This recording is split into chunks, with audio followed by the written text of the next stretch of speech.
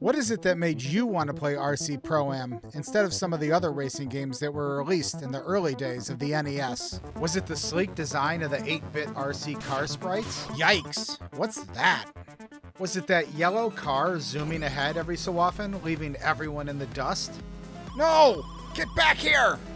I think it was because it provided something to gamers many early NES games could not. A gameplay experience that had a real sense of speed. Oh, and that soundtrack. We'll look at where RC Pro-Am came from and why it remains so fondly remembered in this edition of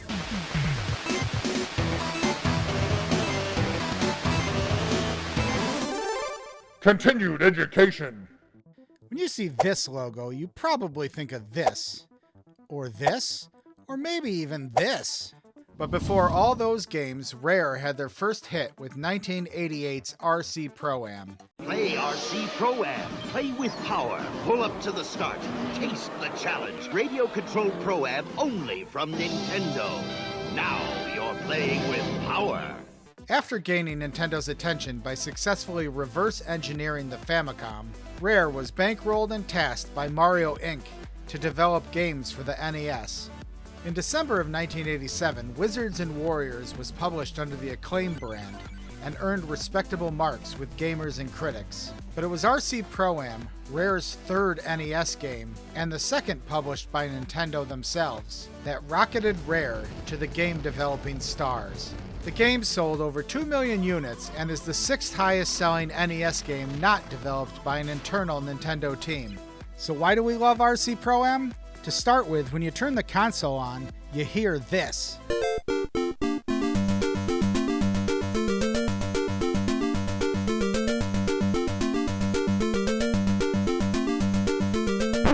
Now that you're properly stimulated, let's review the complex controls. B, go. Right, turn right. Left, turn left. A, shoot. That's it. Well, that took about 5 seconds. So what's the point of the game? Finish first. Right. It's a racing game. So we've been playing this game for about 30 seconds, and we know everything we need to know to enjoy this game. Now, getting back to what I said at the beginning of this video, a gameplay experience that had a real sense of speed. I believe it's the game's isometric perspective and the track's small scale that really makes this game feel like you're moving. Unlike earlier racing games like Rad Racer, where the track, opponents, and obstacles suddenly appear from the horizon and then disappear when you pass them, RC Pro-Am's perspective allows you to simultaneously take in what is in front of and behind you. The tracks are small and constantly presenting you with twists and turns, but the scale of the road's width compared to your car allows you to negotiate them without hitting the brakes. The game plays like a racing roguelike. You race, eventually fail, but learn a little bit about each track as you go. The 3 upgrades, engine, tires, and impeller, boost your top speed, traction, and acceleration. Along with those upgrades, weapons are strewn about the track in the form of missiles and bombs. A roll cage can also be picked up to protect the vehicle from collisions. Finally, to qualify the game as educational, you can pick up a letter in each race to spell Nintendo. Let's hear it, class. Nintendo.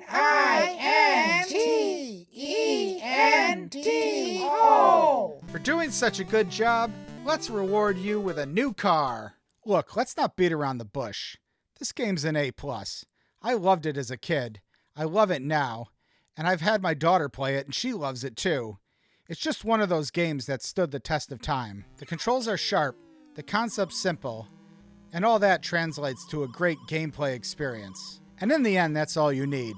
Whether it was 35 years ago, today, or 35 years from now.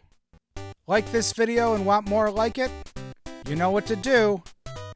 Don't make me beg. Subscribe.